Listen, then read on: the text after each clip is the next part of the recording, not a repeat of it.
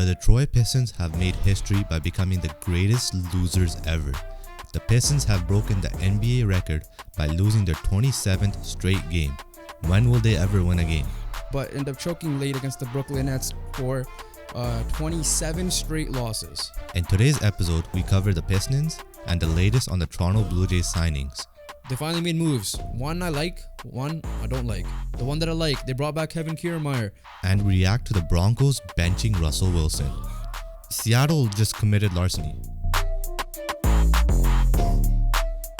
What's up, everybody? Welcome back to the BTR podcast. Before we get started, please like, comment, and subscribe. As always, make sure you guys follow all our socials linked down below. We got some followers on Instagram, so thank you for that. Same thing with TikTok. You guys are popping everywhere now, so just continue that support. Make sure you guys follow the Twitter for any updates. Make sure the audio listeners, make sure you guys download, rate, and review. And before we continue, just a reminder, a couple of things. One, check out the Alex Adams podcast that was dropped on the weekend. It was a banger episode with Alex, first ever guest analyst, first ever guest we didn't know personally. So we share his story, talk random sports. He built some players. You guys will see that on the reels soon. And this weekend, once again, because of New Year's, we will not be dropping an episode on Monday. We'll be dropping it on Tuesday. So early Happy New Year's. Make sure you guys stay safe, and I wish you guys all the best for that. Follow your resolutions. Yeah, whatever it is, make sure you follow it. Follow it. While you watch some college football, which we'll talk about later on today. And like I said, another bonus episode will be out this weekend, most likely Saturday as well. Just to end the year off, let's get the two brothers talking a little bit. That's not sports. Yeah. Other than that, let's just get right into it.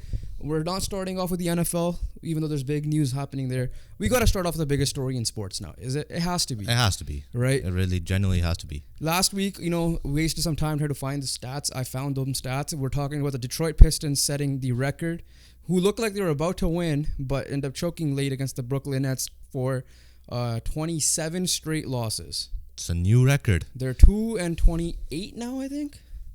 Whatever it is not good. But 2-28, 2-29, the fact that we're losing track of losses just shows how bad your team is. So this team is so bad, we're not talking to the Spurs who have 4 losses. We're not talking about the Washington Wizards who have 5 losses. You mean wins? Sorry, wins. And we're not talking about the Charlotte Hornets and Portland Trail Blazers who have 7 and then 8 respectively, right? Which will bring up the stats that we were talking about from last year. But overall, this team, it's again, we're going to reiterate what we said last time, just a little bit more expanded. They play the Celtics next. I expect a loss. They play you guys to close out the year. Every team is playing this team like it's a Game 7 for the championship because they don't want to be known as the team to lose to them, just for history purposes. Who are the teams that already lost to them? Those are the embarrassments now. They started the year 2-1. Yeah. One of them was Chicago. I think Levine dropped 50 that game and Chicago lost. Yeah. But to answer your question for Chicago is an embarrassment already. The funny thing was, the Spurs beat us, the Suns twice, and then I forgot who the fourth team was. Yeah, Spurs beat good competition. They beat the only 4 wins they have. 3 of them were for sure good competition. Who they beat? OKC Thunder. Oh no, that's preseason. Charlotte Hornets and that's fair. Chicago Bulls. Yeah, so let's see. I think the Raptors might join the third.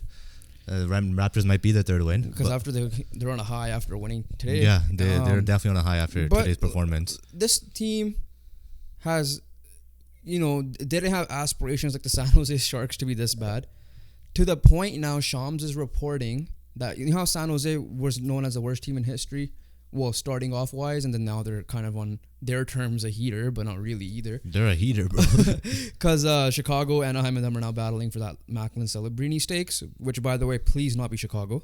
Please don't be Chicago. Outside of that, though, we'll talk about that World Juniors later on because he's playing there. But so you know how they went out and traded for now recently with the Canucks, they made a trade for what was it? Jack Studnicka. Earlier in the year, they made a trade with Minnesota for a defenseman. Talking about Sharks? Yeah, the Sharks. It's gonna. Okay, trust me, it's gonna relate. It's gonna relate. We're talking about Pistons. I know it's gonna relate. Trust me. So the Sharks obviously made those moves, and then I think they made one more, if I wasn't mistaken, to kind of become a little bit more competitive because obviously ownership, money, stakes, all involved.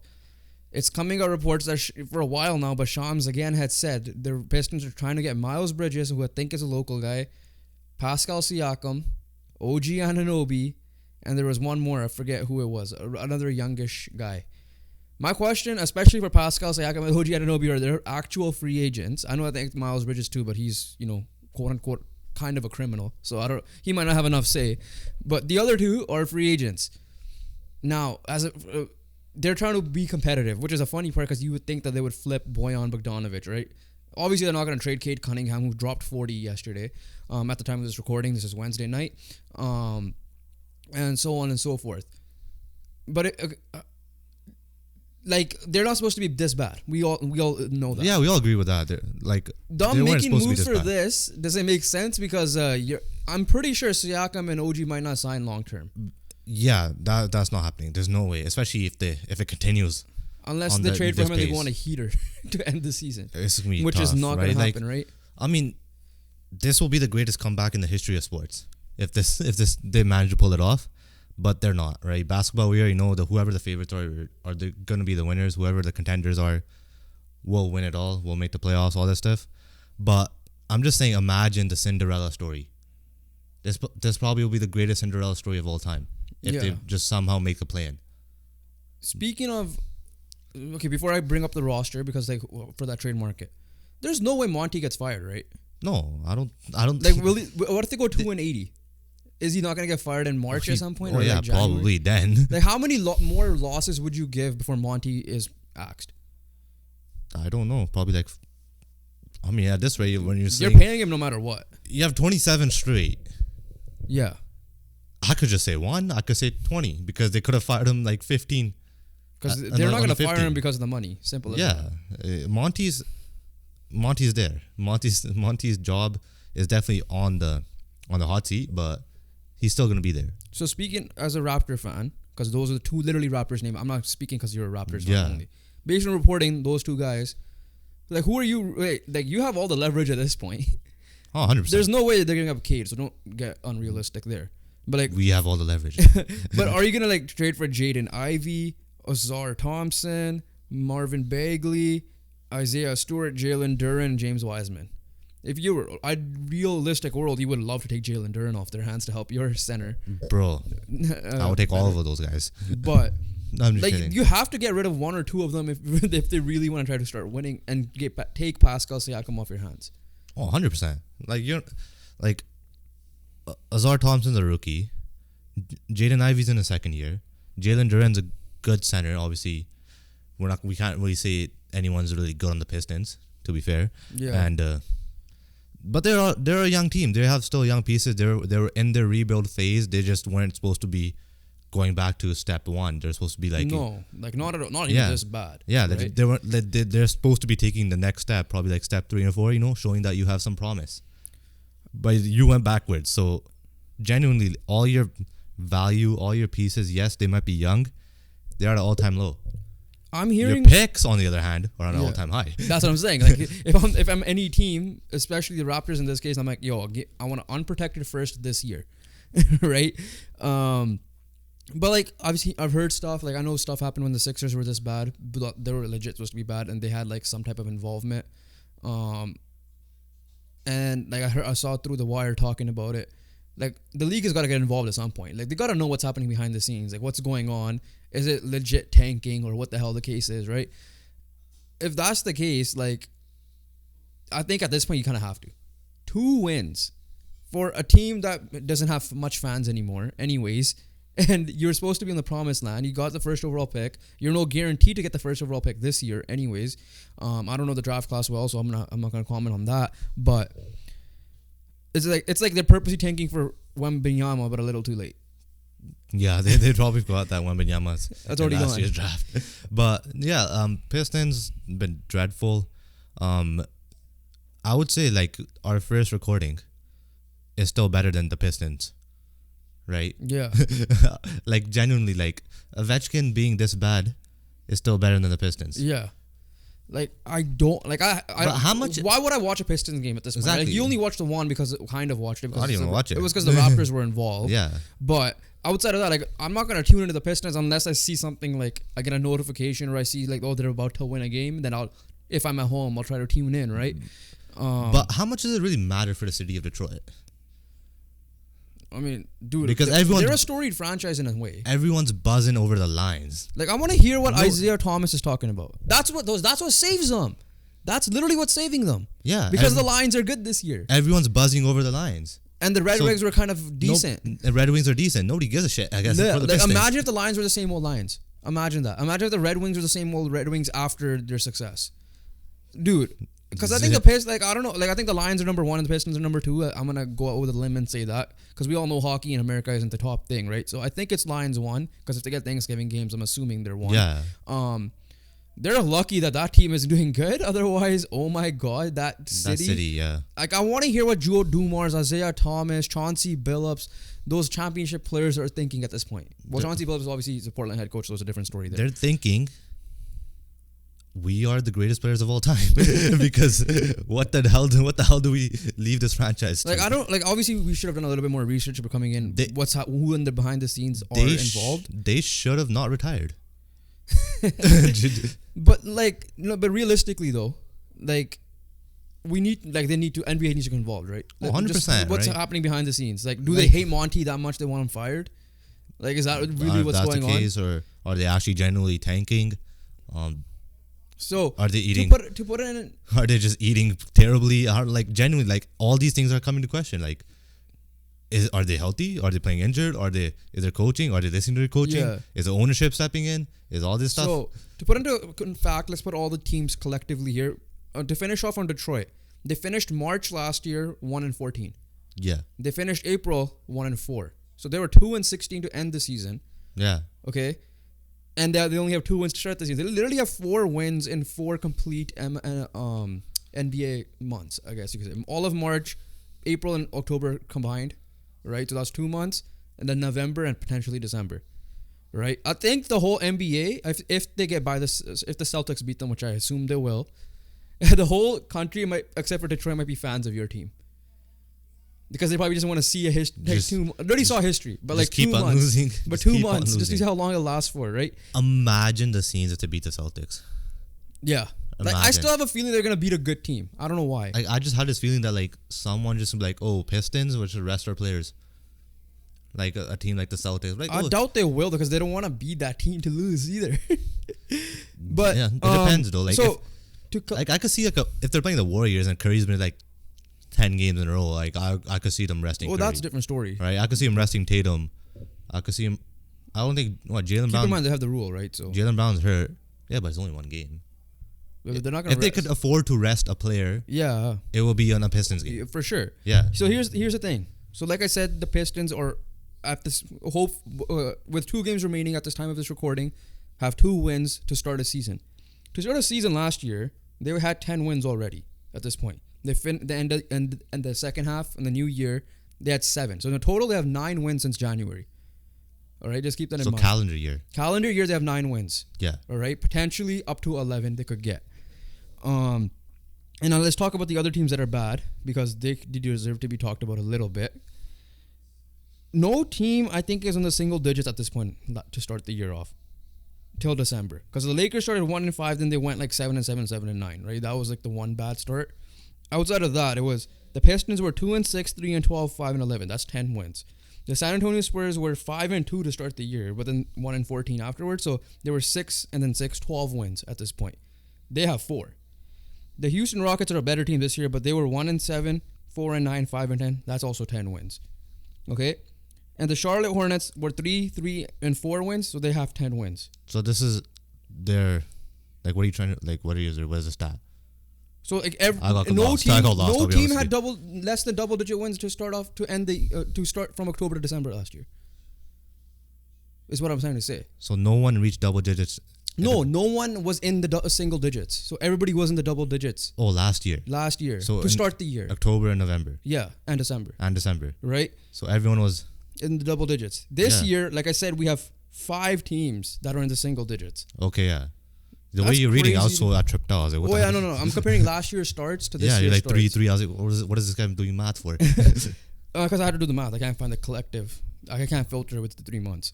Do the math in your head. Yeah, that's what I'm doing. Yeah. While I talk. But, honestly, to start the year, usually teams like come out flying, come out hot. Usually, like for example, the San Antonio Spurs started off 5-2 last year, then they cooled off, obviously. But the 5 teams have less than 8 wins to start the year. That is wild. 8 or less, bro.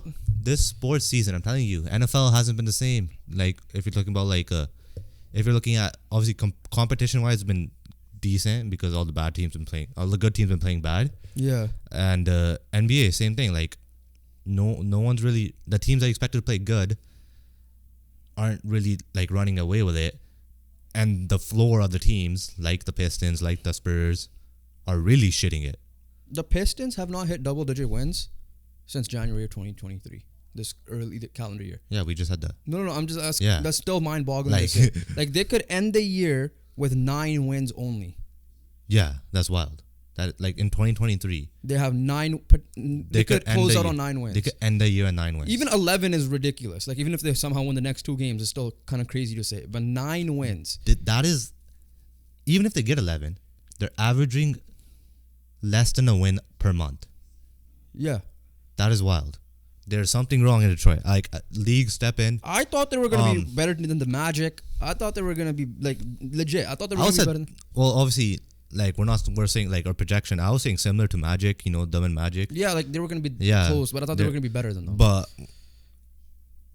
no, like, we have no words. No like, excuse now. You have Cade back. We have no words. Like, we genuinely have no words. Even if you have Cade back or not, like, how the fuck are you winning only 2 games? Like, genuinely. Like, without Cade, you won 7 in like a span. For I don't know however long he was out for. So I'm not sure at the beginning of the year. Like, okay, yes, we understand if you lose to Milwaukee, the Sixers, and like, what are you doing against the Wizards? What are you doing? Since Washington won 3 more games since you guys played them. What are you doing against the Wizards? What are you doing against Memphis? What are you doing against Utah? What are you doing against all these other teams? The Hornets, even like Brooklyn, even the Raptors. Like, what are you doing against these guys? Yeah, insane. We'll just leave it there because it's literally just repeated talk. But we're gonna keep an eye out on it. We predict around sometime in January they'll get their win. You predict obviously the Raptors game. Probably. Yeah, like I said, I think they're gonna somehow beat a good, decent team. At least at the minimum decent, but I think a good team. We'll leave it there. NBA talk, not much to talk about. NBA just is technically still going on. Nothing else crazy happened. Marcus Smart is back, so they're kind of healthy though, which is good. The Grizzlies, they could be on a run here. They could go on a run here, because everything's close by. Other than that, let's go to NHL very quickly. NHL resumes today, and off the bat, we got a banger game with Pittsburgh. Letang ties NHL D-man record with 6th assist of the game on Pustinen's first career goal. Last time I checked, it was 9-0, and the game ended at 7-0, and the game ended at 7-0. So that's to start off the first game back. Senators, what are you gonna say?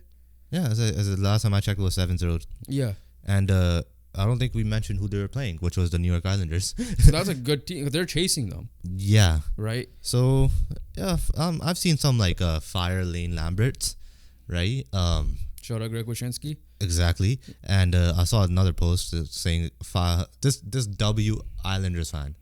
Hey, this was a chant. Fire Lane Lambert and fuck the Leafs. Basically. Yeah, because Senators won. Comeback win against the Leafs, but the big surprise right now, it's still going on. First period only, 4-0 Ducks over Golden Knights right now. 4-0. In the first period with 4:50 to go, based on the score app here. We have the Jets game on the background. But we might need to switch games. I mentioned Macklin Celebrini earlier. So the World Juniors are on. It started on Boxing Day. Obviously, Canada's going to be one of the favorites. Sweden, we have a huge... We need to watch Sweden because the 3 Canucks players are on there. Like Hiramaki is killing it this year, which is good, and good start there. Willander, obviously, and then Elias Pettersson, not the forward, the defenseman. Do want to say the reason why we're saying that is because Macklin Celebrini is the projected number 1 overall pick, and we said that we don't want him in Chicago because A, it's Chicago and they don't deserve nice things anymore, especially now they have Connor Bedard, and 2, he's also a Vancouver boy, and then in a way I would love to see them play together, sure, but not in Chicago. Yeah, exactly. That's pretty much it there. But World Juniors wise, Finland been upset already. I think they're 0-2. Germany Germany upset Finland. Germany, it's big for Germany because you already have 2 stars and 1 superstar and 1 upcoming star in Stützle, and then obviously Leon Draisaitl. You add now like more young pieces. This will help the game in Germany a lot, especially known being a soccer country, obviously. But that's big because Germany then could potentially put ice a roster in a potential Olympics. Field a roster. Ice a roster on a potential Olympics and so on and so forth. And then speaking of Macklin Celebrini, 5-point performance against Latvia. They won 5-0, I believe. All these games are early. The tournament 10-0. Oh yeah, 10-0. I'm pretty sure I saw 9-0. That's why I confused it. It was 10-0, 5-point game for Macklin Celebrini. Yeah. And all these games are early. The tournament's held tournaments held in Sweden. So all these games are like at 5 a.m. And so far early stages, Canada's looking decent. Your thoughts on Finland is not. Your thoughts on the World Juniors very quickly in general. Like, are you as much of a fan as you were growing up? Well, yeah, growing up I watched. Because it was Canada, you were like, I don't know. Like the more I grow up, it means a lot for the players. Clearly, look at Germany celebrating. Like, I'm not saying anything about the players. As like just an outside guy looking in, you don't really know the guys much because they're all prospects or still need to be drafted. Yeah, you'll tune in to watch a Connor, but like that Canada team from last year was stacked. And then there are moments, right? Like we watched Mason McTavish goal line save in overtime. That's what I was going to bring up. The moments in the World Juniors are insane. Exactly. World Juniors, I'm a fan of. I don't know why you're not a fan of it. No, I mean, like, I'm not as much as I once was. Oh, yeah, well, obviously. Because I just, like, for me, it's like, I only watch the final at this point. Well, yeah, and the semis and, like, the knockout stages. And, like, depending on the time, obviously. I don't watch the group out. I don't watch the group stage. Yeah, I don't watch the group at all. Even, like, Canada, US, or whatever the big game is. Even if it's a group game like that. I don't really watch that. After that, I'll tune in. Yeah, 100%. So, I don't know. Yeah, like it's fire. Like it's still banger games. It's like the U17 World Cup. It's like you like coming back here to see what players. Like we were reminiscing a little bit by looking at who Team Finland had. It was like Sebastian Aho and Patrick Laine and all these guys that won. Yeah, that won. And then that US team, so forth, and obviously the Canadian teams. But like the thing is, it's a tournament. It's a tournament, right? You're gonna see good hockey. You're seeing young players, live out their dream, represent their country. Oh yeah, that's fine, right? Like, you're starving for international hockey. This is the only one. Yeah, true. I feel like it's just because it's every year. You gotta use. I'm not as like. You gotta use this. You gotta use this as your fuel for international hockey. I know, bro. but it's like it's every year though. That's the only reason why I'm not as hyped as I used to be. That's fair to say. No. Why not? I don't know. It's just not. I don't know. I'm not as high. Like with the World Juniors, I'm like, it's there. I'll tune in. It's the World Juniors. Stages. I'm not saying like, oh my god, it's the World Juniors, but like, I'm not saying. I'm not gonna be like, okay, I'm not gonna tune in. I'm still gonna tune in. I'm still gonna watch. So you're gonna wake up at 5 a.m. Huh? If it's like a Canada US final, yeah, I'll wake up at 5 a.m. Final. I'm talking about group games. I said no group. I just said I'm not watching group games. Quarterfinal game. Huh? Quarterfinal. It depends on who they're playing too. You gotta see the matchup as well. Okay. What if it's Canada, Germany somehow? Yeah, okay, that's a different story, bro. The thing is, most of the time it's in Canada or in the USA, right? This is a rare. That's why I'm saying, like, I ain't gonna. It's been a long time since it has been. I'll tune in at work if I have to. All right, so you can't really pin it on this tournament. Oh, I know. Yeah, I'll tune in at work if that's it. Like, I'm not like really as much as I once was into. Is what I'm trying to say. Yeah. Only thing I'm looking forward to is which goalie will come on the rise for Canada. I'm disappointed in you. Okay. Yeah, whatever. I don't care. But yeah, let's move. No, but like the only thing to close this out, I just want to see which goalie's on the rise for Canada. Bro, you're gonna be waiting. I think we're on a Canada goalie drought, bro. Yeah, I know. It's gonna take some time. All right, let's go. Let's move on to the NFL.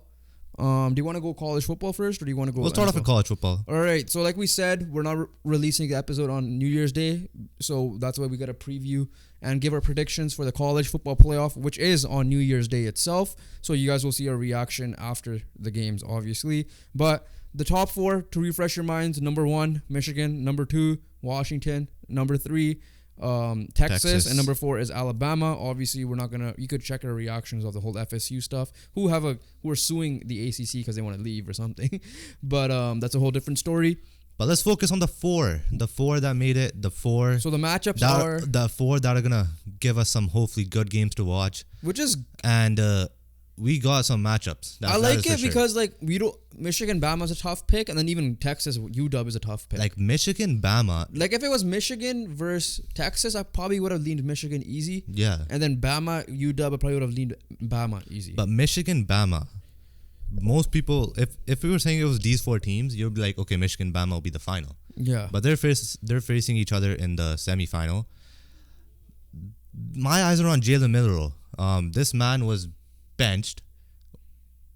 This man was put under by Nick Saban. Had no belief in the beginning in Jalen Milroe, and basically has become like the comeback players of the year kind of thing. Pretty much that Auburn game defined his moment. Exactly. That Auburn game was an incredible last drive by him. Obviously, a lot of luck involved too. Auburn being a terrible defense themselves, because watching that drive was terrible. But the eyes are on Milroe because this Michigan defense, they're always known to have some good defense. They're always known to be good defensively. Obviously, Harbaugh's back, right? Yeah. Like, they're going to have their coach. They're going to be pumped up. Michigan never really won under Harbaugh, right? They always disappoint in the playoff. So, Michigan wants this. Alabama wants this. I just think it comes down. I think we're going to see a quarterback shootout here. Milroe versus McCarthy. Yeah. Blake Corum's healthy too, I think. Which is going to be key as well to run. Michigan's defense is insane, right? So it's I tough. mean, it's a tough prediction. If I'm going, I'll go Michigan still. I think they're due to win one finally. They're finally on that route. They are a team that doesn't get over the hump though, right? Last year TCU beat them in the first the round matchup. Then they lost in the first round again when they finally beat the hump to get in the playoff. The year before that was Georgia. But is this the year? And I believe this is the year. They've been that good that, I think the Ohio State game was close. But they were in control. Yeah. So like it was like Ohio State was playing from behind a lot of the time, right? Yeah. So I think from the last couple of years, in my personal opinion, I think Michigan has looked the best in this year compared to the last couple of years. They look better now than they did 2 years ago. So if I'm going with a prediction, I'm going Michigan. And I agree with you. I'm going to go with Michigan too. Close game. Close game. It's going to be like one of those like 28-24 type things. You're going to have good defensive plays. You're going to have good quarterback play. Like spurts of that, the first half could be like all defense, second half all offense type of thing. Mix that around. That's what I project to happen. All right, Texas versus UW. This is a tough one because I didn't watch much of both, but I know how good both teams were. QB wise are obviously JJ McCarthy. Sorry, not JJ McCarthy. The JJ McCarthy, Michigan. Quinn Ewers is supposed to be the draft, but he's coming back most likely. Quinn Ewers versus Michael Penix. Both were kind of considered Heisman. More Penix, obviously. Obviously, that last game before Oregon was kind of scary because of how bad he performed. Oregon game I kind of missed. I think that was the day I went to watch the Beast Love fight night, and you had your own soccer game, so we couldn't really watch. You watched most of that beginning of the game, Oregon UW, but even then, like UW was up, they kind of gave up the lead, so I don't trust it that fully. Texas only lost, I think, came to Oklahoma if I'm not mistaken. Obviously beat Bama. They looked good. If I were to pick, I will go Texas. I think Texas will win this game. I think it will be like a 10-point type game. That's just me. I can't give too much of an analysis. I tried getting a college football guy on, it didn't work. So we've been rejected. So I don't know. This one's tough to predict because I didn't watch much of Texas outside of that Bama game, and that was way early in the year. I watched some of the bowl game they played. The last title game or whatever. They were good in that title game. Yeah. So I think I lean Texas more than UW because UW down the stretch did not look great, and even against Oregon they gave up a huge lead, and then obviously came back and closed it out. That says more about Oregon in my opinion because that's the only team that beat them all year. So I'm going Texas. So I'm going Michigan Texas final. So me, UW. The only thing I could take a positive for them being like they keep it close, right? No matter who the opponent was, they always find a way to keep it close. They're like the Detroit Lions, right? They keep it close. But the positive I could take away from that is that these playoff games will be close. Yeah. So they're gonna be experienced. They made the clutch plays, right? Penix in the first Oregon game had that clutch drive, game-winning field goal. Kicker's been there. Penix has been there. So they were in these moments the whole entire year. Yes, they're not convincing. Don't get me wrong. I'm not saying they're convincing or anything, right? Like it was a genuine cause for concern, and it could have been something used against them if, like, a lot of the teams Like if Oregon beat them in the last game, where they To would your have the same point, record. to your point, Oregon destroyed the teams that these guys barely beat, but then But yeah, no, Washington beat Oregon still. But my point is not that. My point is this: they know how to close out games when it matters. Yeah, Right. no, fair. That's the point, and you're gonna need that, right? It doesn't matter if you have the good first half and then they stink in the third quarter, but if they have that fourth quarter drive, they have that fourth quarter stop, they have that fourth quarter game-winning field goal. That's what's gonna matter at the end of the Yeah, day. so it looks like you're going UW. I'm going with UW for that reason, just because I'm not saying they're a better football team. I'm not saying they're better. In my opinion, I think Texas might have looked better all year. Yeah, It's just the fact that I mean, Oregon did too, right? Yeah. and UW handled them. but twice. UW did what they're supposed to do, Yeah, and I just feel like they've been doing that all year. They might do it again. I think these are neutral site games, if I'm not mistaken. Yeah. Yeah, so so there's no home field, but yeah, so that's our predictions. Not much to say. I think obviously the ultimate winner will be Michigan. Just put that out there. I think we'll be the winner of the Michigan and Bama game most likely. But yeah, so out of this, I think Keon Coleman of FSU declared for the draft as well, from what I saw, and we'll see what else happens going forward. Speaking of football, let's get right into the NFL. The biggest news that dropped, Russell Wilson it's a weird drama. That's what I'm gonna say that way. So he's been benched for the next 2 games, and reports by Diana Rossini said from her sources that they look like they'll cut him. We'll react to that in a second of what teams and like our reaction to that and the trade in general. Supposedly though, 2 months, Russell Wilson knew that like they were trying to force him to get rid of the injury clause or whatever. So it's strictly money related, obviously. It is strictly money related. Saying that like, so pretty much he already had a bad relationship going for those 2 months while they're in a playoff hunt at that point, making the comeback, which is wild to me. And the other shitty thing is though, it's like, okay, I know we kind of written them off now, but from a team's perspective, you're still there. A miracle could happen. Technically, yes, you are still alive. So, from a fan's point of view, I guess it depends on how optimistic or pessimistic you are. If you're going to a game to watch this team play, then it's a different story. Then you're like, why the hell are you benching the guy I want to see? Or someone from Seattle wants to go see Russell Wilson because they happen to be in Denver or whoever they're playing the next 2 games, right? But that's a whole different argument. We're not going to talk about that much right now. But yeah, reaction to that, yes, I'm a little surprised because Denver went all out. Like I said, the trade was ultimately Russell Wilson and whatever pick they picked in the 4th round for Drew Lock, who at the end of the day is still an NFL backup quarterback at the minimum. Noah Fant, who was a decent young tight end. The picks that turned out to be Devin Witherspoon and Boy Mafe, that's what I think his name is. Yeah. Who was being decent for them from what I'm hearing as well. Obviously, Devin Witherspoon was pretty decent for them. So, clear, and then now you're releasing him.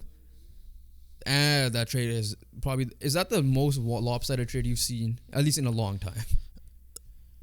Obviously, we can't really, we assess trades from like hindsight, right? A lot. Oh, yeah, for which sure. makes sense.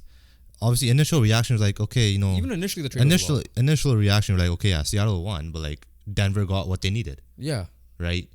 But now, Seattle just committed larceny. Yeah, 100%. They just committed larceny.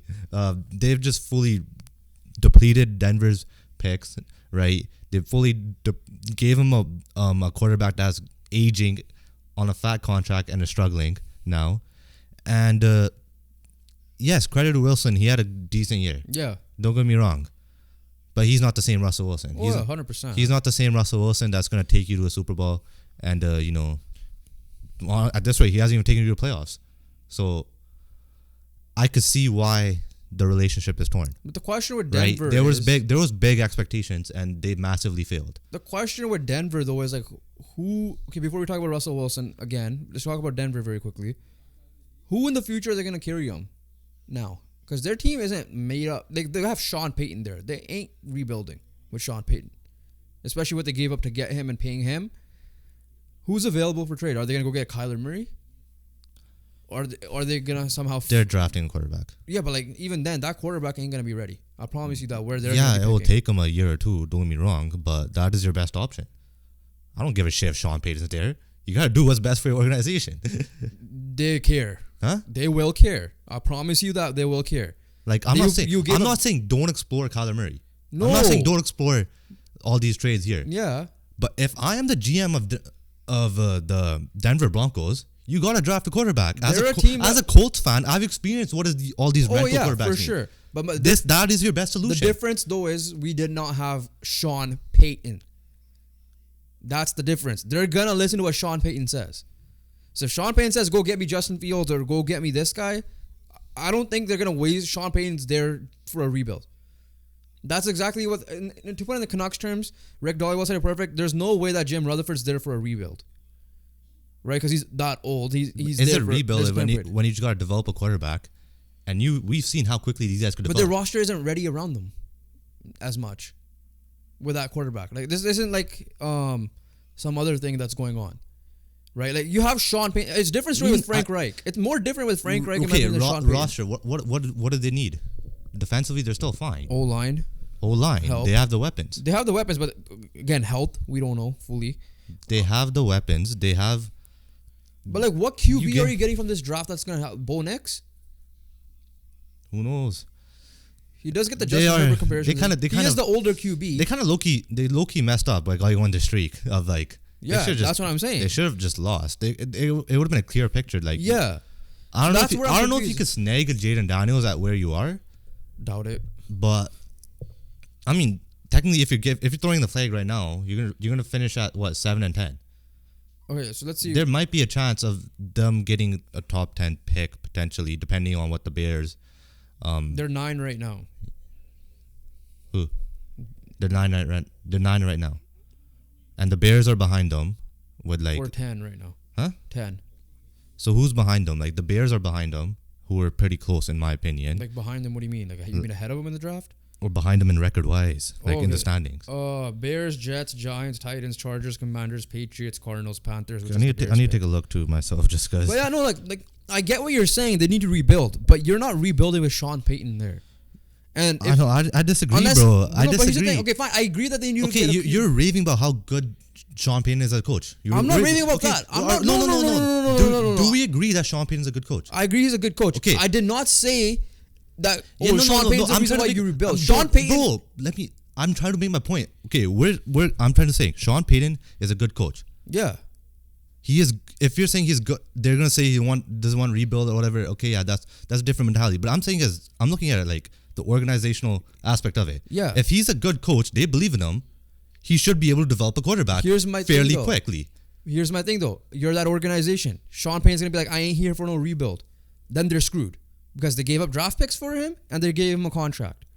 That's what I'm saying. You said organization. You gotta do best for your team. I get that. But if you have a guy like Sean Payton as your head coach and he's like, no, I need a guy who could win right now. For whatever reason, yeah, I still think they should draft a QB. Why are you so dead? Is that what a report is? Like Sean Payton? No, that's what I just genuinely believe. Unless Sean Payton, unless there's a report. Yes, they're gonna I'm say sharing my opinion. They're saying that Sean Payton, yes, okay, he could. They're gonna follow Sean Payton. Yeah, but Sean Payton's opinion. What I'm trying to say is their best option is to draft a quarterback. And I'm not disagreeing with that. Yeah, but saying, and you're trying to say is that you're just dead set. Sean Payton doesn't want to rebuild. Yeah. Yeah. That's what I've seen. Like normally when you get a coach like this, you're trying to make the coach happy first and foremost. There's a reason why they're getting rid of Russel Wilson, right? Because maybe Sean Payton's like, I need someone better than this, and then money wise as well. So maybe you're right. They might draft a QB. I think the only QB that could be ready enough maybe might be Bo Nix. Who is better available apart from the draft? Like QB wise? Yeah, who will be available that's going to be better than Russell Wilson after having an okay year, like a decent year? No one. So it's like, who does he want then? The only guy, Justin Fields is the only one then that he could try to develop. Okay, it's not like Justin Fields is. Again, like that's what I'm saying. Like Justin Fields, that's again, even massive. We're doing the classic. We agree, disagree. Yeah, no, but I'm trying to say like we acknowledge that, but we're moving on here, saying that who is there out there available? I'm saying they should draft a QB. I don't think they will. I think they're gonna go see who's available, like how the Raiders did with Jimmy Garoppolo. Essentially, that's what they're gonna probably. So they're gonna downgrade. They're gonna do what the Colts did. So if they're gonna do that, they're downgrading at quarterback. Yeah. Yeah. And I'm not like I said. I think they're gonna do it. I genuinely believe that's what they were gonna do. Like, I don't think they'll draft a QB, depending on where they pick. If there could be that team could be trading up. Who knows, right? Whatever piece they have, they might move up. For all I know, if that's the case, that's a whole different story. But where they are currently, I'm assuming they're not trading up. There's no QB there that could be win now ready at the end of the day. What QB usually does that? Unless you have like the Russell Wilson led Seattle Seahawks team who had already a great defense, who had a great O-line. Had the good run game in Marshawn Lynch that won them the Super Bowl and then made it they were a play away from winning back-to-back Super Bowls. It is very simple of what they need to do, right? Yeah. I don't know who are the offensive linemen free agents. You spend the cash on that. Yeah. You draft your quarterback. You have the weapons in place, right? Probably you could add another guy there to be a number 3 option. Go get Derrick Henry at this point. As well, you have Javonte Williams. But I don't think they're getting a running back, really. I don't think that's Derrick Henry, though. Like, Marshawn Lynch helped Russell Wilson's game out, right? Yeah. You still need at this rate, you don't need Marshawn Lynch. You just need a run game. It doesn't matter who your running back is. Yeah. You just need someone to I think they need an upgrade from Javonte Williams slightly. That's it. If they can get that, great. Okay. Because you keep in mind, if you're doing the QB route, they're gonna have a rookie QB, which means the pay. The salary ain't gonna be high, so you can afford Derrick Henry for 2 years, whatever money he wants. Yeah, no, but I don't think Derrick Henry is your number one priority. I know, I agree with that. Yeah. But like, eventually though, like, if you're copying the Seattle Seahawks route, that's what that was, right? Like, they're building. They have Patrick Surtain. I think it's a mistake if you're like, we're gonna focus. We'll see. We'll go closer to the draft with this, but I genuinely think they're gonna go vet hunting, and yeah, they might draft a QB in the second, third round. Sure. Another thing. The last question I'll bring up to you. Okay.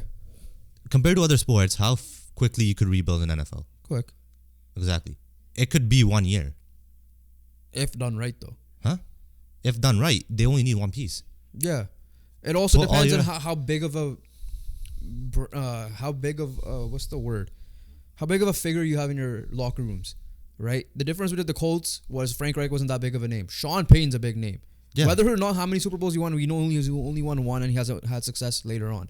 But if Sean Payton says, "Go get me this guy," they're gonna listen to him, and I won't be surprised if it's go get me a Jimmy Garoppolo for whatever that is nailed reason. down. That is gonna be run through Sean Payton. But the message here is, Sean Payton, don't be a dickhead. Yeah, so that's a whole different thing. Yeah. That's a whole different thing. Don't be a dickhead then, if that's the case, because there's no upgrades. There's zero upgrades. So, like, I don't know who you're gonna want. It has to be draft or it's nothing. Kyler Murray is the only one I could think of. And that is very questionable because I think Arizona might want to keep him. Yeah, so that's a different debate too. So we'll keep that there for now. It's like a good debate because we don't know what Sean Payton wants at QB, who's available, right? Kirk Cousins is out for the year. If really we're gonna go with free agency, Kirk Cousins is the only name, and he's out for the year most likely. Yeah, and right. Especially coming after Achilles, we don't know how good Kirk Cousins was gonna be. Yeah. Again. Okay, so last thing with the Russell Wilson thing.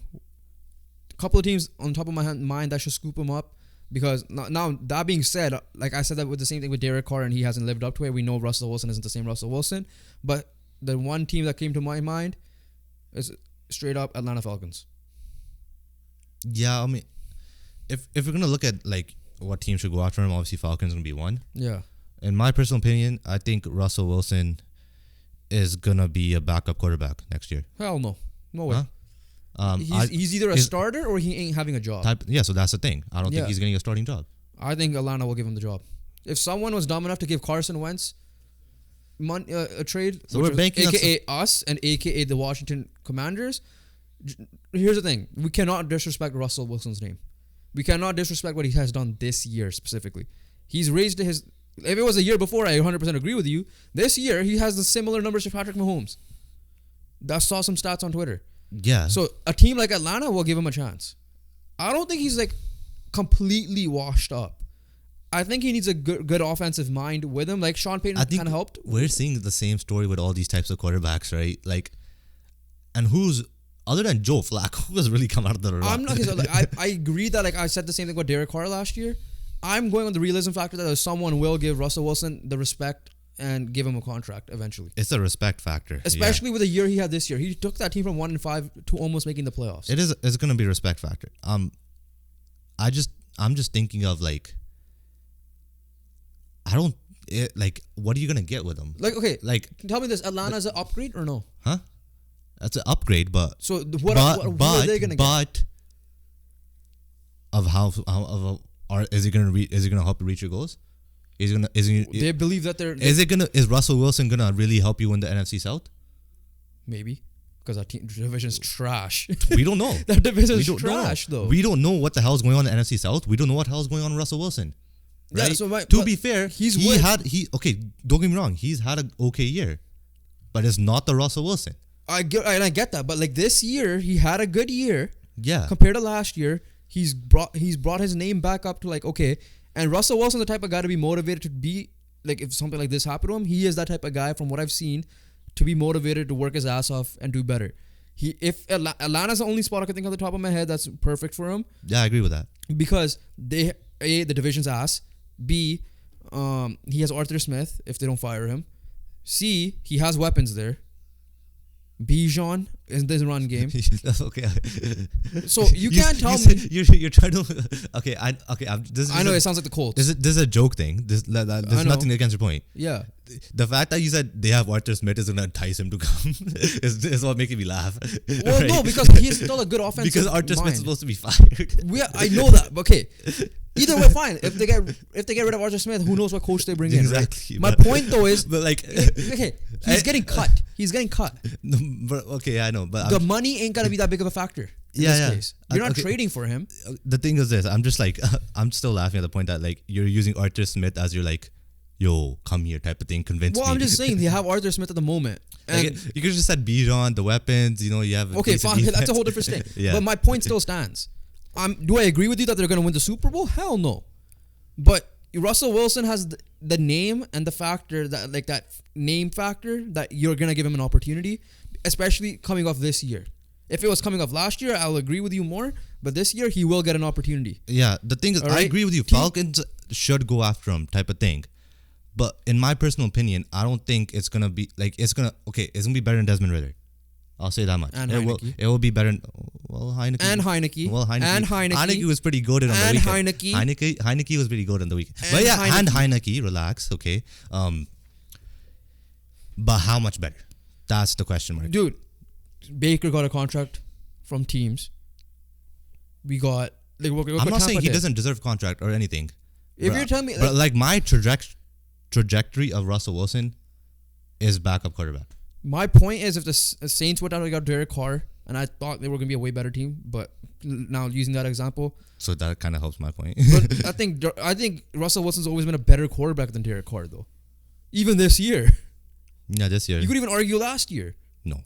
They were like similar. I'm not saying he was better. I'm saying they were in the same boat. Bro, Russell Wilson was... He was bad, but they were in the same boat. You can't really argue Russell Wilson was better. Yeah, but I'm saying they were the same. Yeah. I wasn't arguing that. I said they were at least at the very minimum they were in the same boat. If not, Russell Wilson was always in the MVP conversation before joining the Broncos. Right? No, the thing is this, bro. I've seen the same story over and over again, right? A lot of these quarterbacks are falling off. You're arguing that like no one should sign Russell Wilson. I'm saying okay. I'm not arguing that now. I'll take that back. But the point that still stands for me is my trajectory of Russell Wilson is backup quarterback. Oh, okay. That is my point. And I get that. I'm not saying no one should sign for him. Like someone will sign for him. And I'm not saying they're going to be, it's a massive mistake. But from what I have seen the last 3 years, even as last year in Seattle as well. If no one signs him, I think that's disrespect. Cam Newton got a job with New England. Then obviously he got cut a year later, but he still got a job to start, right? Baker Mayfield got a job. Carson Wentz got traded twice. 2 teams were willing to trade for him. One of us was us. Yeah. Right? And then Sam Darnold was also traded for. By the Panthers, yeah. So, if you're saying Russell Wilson does not deserve an opportunity, especially after this year, I don't think he's going to be... I think he's still a starter. I'm going to keep that clear. I think he's still a starter in this league. All right? If you have guys like Sam Howell who have been decent... I think he's better. Yeah, you're saying a guy like who's playing his first year as a starter. If you're trying to win, which Atlanta I believe are, I think Atlanta needs to get Russell Wilson. I could be dead wrong, and you could be 100% right. He could be. I could be dead wrong too. I'm not saying that. But my point is, you also have to give the name, the respect factor of the name. Okay. I'll just finish off here. Yes, I'm not saying nobody should go sign for him, right? The question mark I'm having is how much you're gonna get better. That's one. Question mark 2 is just my trajectory. Like we've seen the same story over and over again, right? Indy's a perfect example. And I agree with that. But Matt Ryan, visible upgrade over Carson Wentz. Was he? He was probably worse than Carson Wentz. yeah. Right? And I agree with that. Like, but at the same time, I still think the name value that Russell Wilson holds and having a decent year this year, because you cannot disagree with the year. Yeah, he I'm had not this saying year. he's dead in the water. Yeah. But he has one last Is he a chance. starter in the league? He has one Is he a last starter chance. in the league? Oh, yeah. Like, You're projecting For he'll one be a less. bench player, but at least Yeah, going a into bench- next year, he's a starter in the going league. to next year, he will be one of the 32 quarterbacks starting. At the end of next year, I'm not so sure about that. The teams I could see him going after him, Atlanta, like I said off the bat. I could see New England, depending on what they do next year, just because they don't have a quarterback. I don't right? think they are, man. They're too far. I don't like, think they low. should. I think they need to get a. They're too high in the draft to pass up on a quarterback. Not Cleveland, not Bengals. It could be the Titans. I don't think so though, because Will Levis has been decent. All right, just leave it at Falcons, right? And then the Raiders. Just leave it at Falcons. Raiders could be a potential one. It's too. the Raiders or it's the Falcons for me, mainly. Yeah, I agree with that. But we'll see. Well, Yeah, like I think he deserves. That's just my If take. he's not a starter next year, I think that's bullshit. I'm not a big Russell Wilson fan either. You can't even say like, oh, I'm being biased. There's here. a lot of question marks, man. That's all I'm gonna say. But I agree with you. He should be a starter next year, but I'm telling you right now, do not be surprised because an injury-prone quarterback who falls off every second half of the year, Yeah. right, and is in his 30s, is never a good sign to have as your starting I just think quarterback. his name holds enough respect to get it. I think teams could get scared, like, oh, look what the Colts did, look what the Commanders did, blah blah blah. But I think he needs to But start. yeah, I think Atlanta's the last spot It's for him. Atlanta. It's Atlanta. It has to be Atlanta. It's a perfect spot. He has the Yeah. weapons. I think they have a decent old line from what we watched on the weekend. Depending on They if have a it's- good O-line. yes, and they have a good decent defense, in my opinion. O-line. They're good. Atlanta. So Atlanta is a perfect They're fit. literally Indy from a couple of years ago. Atlanta is the perfect fit, They're literally Indy from a couple of years ago. but it's a quarterback's But league. better weapons. It is a quarterback's league. Yeah, And right now, so- last two games, I've seen Russell Wilson do his hero ball shit where he's running around taking sacks and And I agree he's he's still that person. I still agree with that. But I just think his name value holds so much respect that he is still a starter in the league, especially this year. If it was last year, I'll agree with you. Yeah. I'll keep that. All right, let's move on to our first no. one. We'll move on to TJ Hawkinson. This is terrible news for the Vikings. Yeah, I think Another they're dead in the tight water end now. out. Mark Andrews is injured, and so is TJ Hawkinson. He has ACL, MCL. Was it Mexican or is it just both of those? I don't have that saved. But it's I think it is all three. no matter what it is, ACL itself or MCL, it is a season-ending injury for TJ Hawkinson. Hoping for a speedy recovery for him. He is regarded as the top 5 tight ends. Yeah, I think he's still in the underrated. league. Even though he's the highest paid tight end, I still think he's one of the more underrated. Yeah, ones. and he's a big part of that offense, and Yeah. it'll be a tough.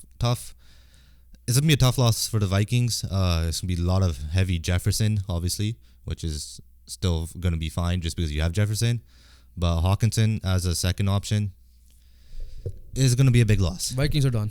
I'm gonna keep it there. They're I done. said they were done before. They're done They're officially done. now. This is I just don't see it happening, especially with this. Get Man. well soon, Hawkinson. Like I said, underrated wide receiver or tight end in the league. I know he got paid, but at the same time, you don't think of his name. You think of the other three first before you think of Hawkinson, and Dallas Goedert for that matter. So, As well, yeah. okay. Last thing before we get to the superlatives of last week and this coming week, Hall of Fame finalists have been announced. There's 15 finalists. I think 5 only get picked. A couple of Colts on here. But it's the names are some of these names I have no clue who they are. Eric Allen, cornerback. Jared Allen, D end. Chiefs. Okay, that's why I heard of that name. Willie Anderson, tackle. Jahari Evans, guard. Dwight Freeney, defensive end. Dwight Freeney. Antonio Gates, tight end. He should probably get in. Rodney Harrison, safety. Devin Hester, everything. The return man. Yeah, return man and wide receiver. Tony Holt, wide receiver. Andre Johnson, wide receiver. The Colts legend. This guy played for the Texans, Colts, and the Titans. Yeah. That's hilarious. I didn't know he played for the Titans. He hated Houston. I didn't know he played for the He Titans. hated Houston. I know. Julius Peppers, Yeah. Fred Taylor, running back. Reggie Wayne, Patrick Willis, linebacker, and then Darren Woodson. I'm not gonna predict who my 5 are. I think based on I'm not. But I would say this much. I hope Reggie gets in and Freeney. Obviously, I think Antonio Gates will be a lock. that's what I'm. That's the Yeah. only name I can see a lot. Antonio Gates is probably the lock, and then we'll see who the other Julius ones are. Peppers might be too. But obviously, as Colts fan, we hope Dwight and Reggie get in. And Is yeah, this- congratulations to whoever gets in. And congratulations to you guys being finalists as well. Andre Johnson's a big name too.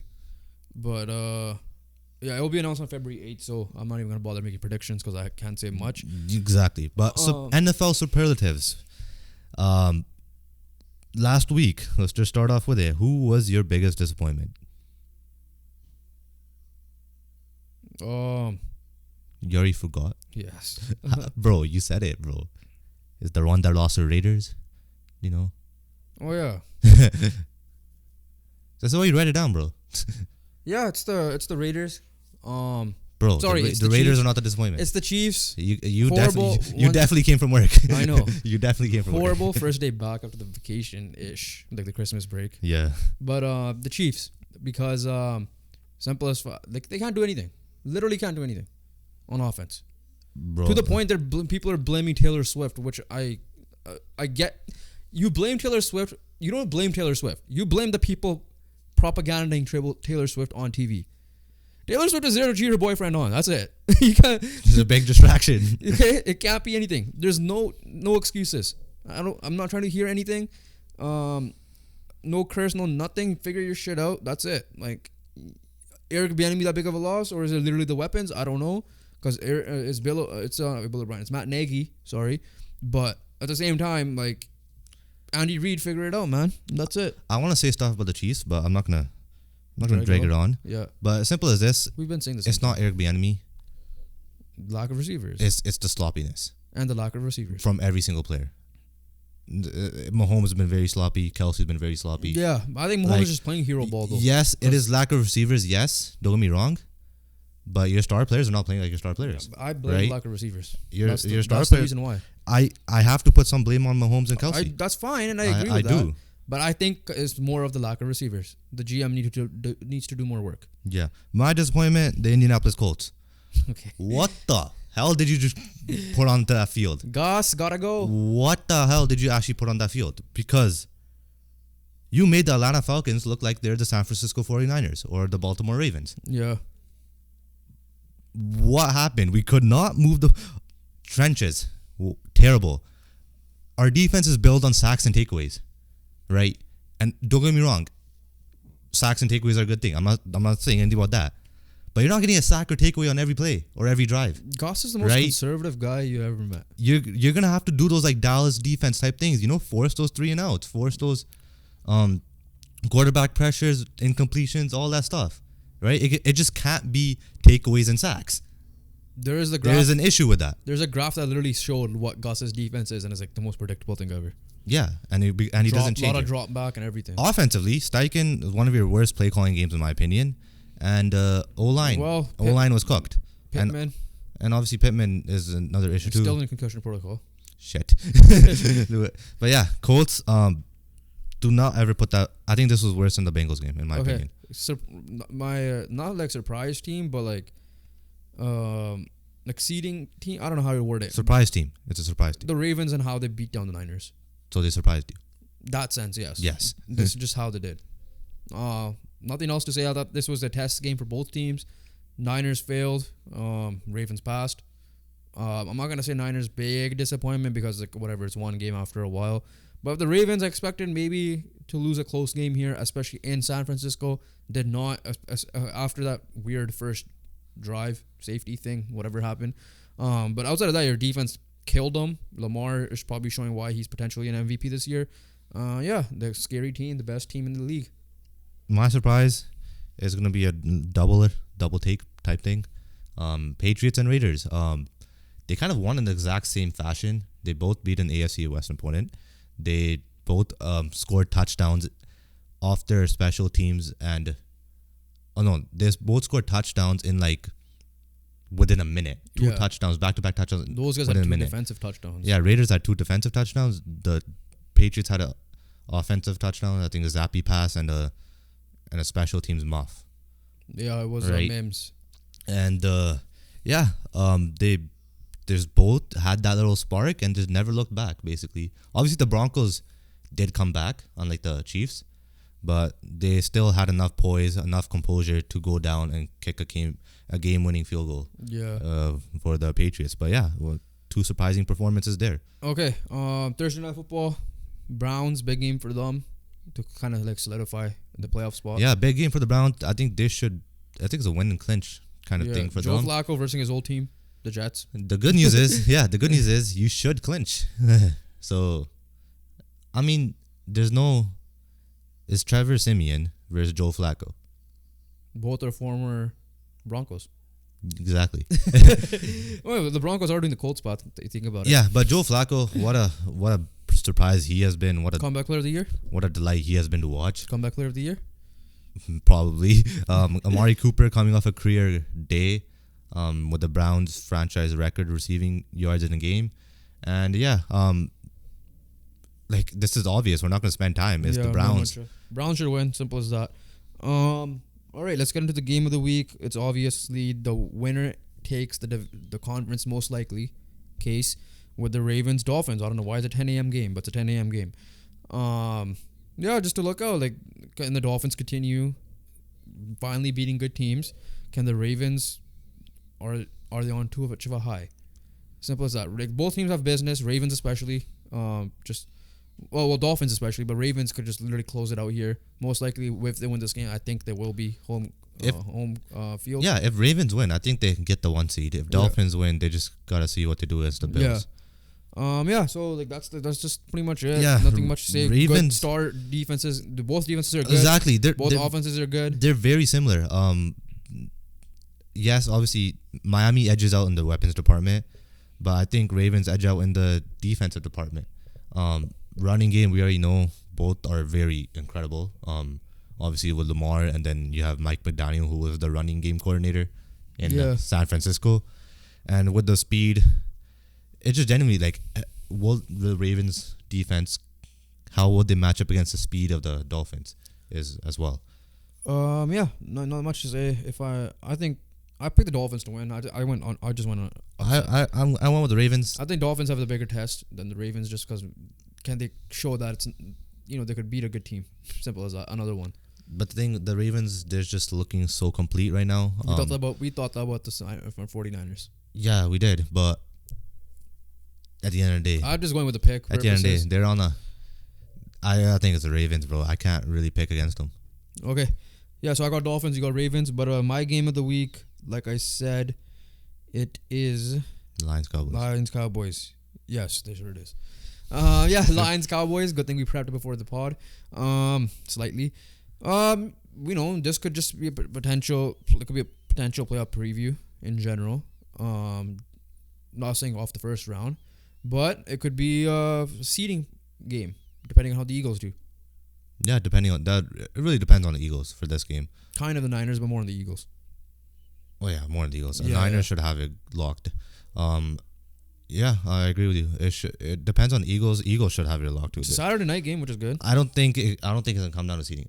I agree with you that it's gonna be a good matchup. It'll still be like there'll be some stakes on it. They're gonna play, both teams gonna play like that. But I don't think the seeding will come down to this, because looking at the Niners and Eagles schedule, they should, but it's a potential seeding game in general. It's gonna stay as is. But at the end of the day, if it comes down to it, you gotta get that win, and you gotta figure that out. My game of the week: Saints Bucks. Division could be on the line here. Saints are 1 game behind the Buccaneers. Obviously the coveted NFC South spot. Yeah. Who are gonna be the 4th seed and host a playoff game. Yeah.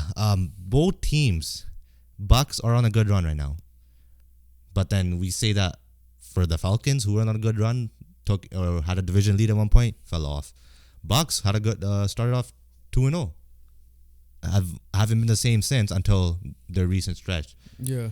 Saints, we were just up and down on the Saints all year. We don't know what the hell these guys are doing. Like, genuinely, like when they decide, like, I think 4th quarter, just something happens to them where they like, now the game starts, and they don't take into account that the first 3 quarters, do count for the other team's points. And yeah, it's just the NFC South, big game, big 4th seed. Winner of this could host a playoff game. I'm gonna add one. The most boring or weird game to watch now, especially the Russel Wilson news, will be the Broncos Chargers. Yeah, compete wise, it might be like competition wise, it be level. Yeah. That's it really. Matchup. Player to watch, player matchup, anything like that. Stephon Gilmore versus Amon-Ra St. Brown. Yeah. That's the first one that came to my head too. But yeah, I think Stephon Gilmore still showing that he's good. Amon-Ra St. Brown's an up-and-coming receiver. Show us. Battle. That's all I care. For me, I'm going with Miami's weapons versus the Ravens defense. Ravens defense coming off a good performance against the San Francisco 49 weapons, especially Kyle Hamilton. But they produced 5 interceptions that game. Can they do it again? Obviously, I'm not saying they're going to get 5 interceptions again. But this is going to be a different type of game. This is going to be more on you got to be able to tackle, right? You got to keep Tyreek in check. You got to keep that speed in front of you, right? And not let it blow by you. So we'll see what happens there. But when you have a Roquan, Patrick Queen, Kyle Hamilton, Marlon Humphrey, all these guys, Davion Clowney turning back the clock as well, it's a tough defense to beat. So let's see if these weapons got it, or let's see if these defense gets it. All right, upset alert. I have the Houston Texans on upset alert against the Tennessee Titans. Divisional matchup. CJ Stroud should be back. I don't know. I'm not 100% sure what his concussion thing is looking like right now. But it's been 2 weeks, so I hope, and for the sake of just watching football, I hope he's back. Yeah. But, yeah, I think that's just a fair one. There's another one I think you're going to talk about, but yeah. That was mine, but let's go with the... There's 2. All right, I'm going to go wild again. I've been going wild these last couple of weeks, and that's somehow going right. Yeah. Right? Especially with the Raiders and Chiefs. Giants and Rams. Okay, you're going with that one. Yeah. I was considering it. If you're speaking of a team that's on a high... Oh, Tommy DeVito benched.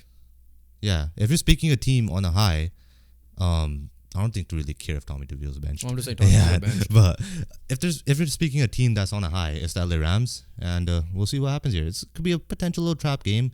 Giants have nothing to play for. We already know this. Still have a decent defense, but yeah, I would personally pick the Rams still, but I won't be surprised. Okay. All right, let's close it out. MLB, a couple of signings. Check the other signings. We'll start off with, start talking with the Blue Jays. They finally made moves. One I like, one I don't like. The one that I like, they brought back Kevin Kiermaier